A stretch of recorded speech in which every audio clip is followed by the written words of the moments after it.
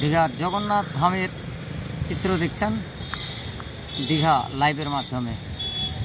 সন্ধ্যাবেলায় এই মুহূর্তে জগন্নাথ ধামের চিত্র কেমনভাবে আলোকসজ্জায় সজ্জিত হয়েছে, কেমনভাবে মন্দির গড়ে উঠছে, দীঘা লাইভের মাধ্যমে সেই চিত্র আপনারা দেখছেন।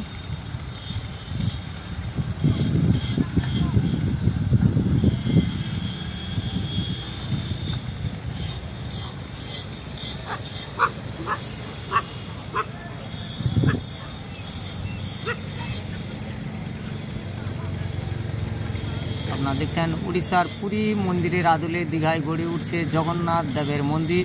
সেই মন্দিরের রাতের আলোয় কীভাবে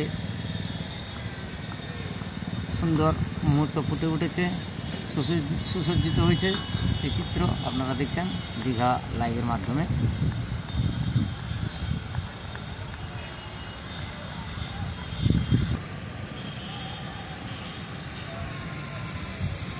দীঘার জগন্নাথ ধামের চিত্র দেখছেন রাতের আলোয়।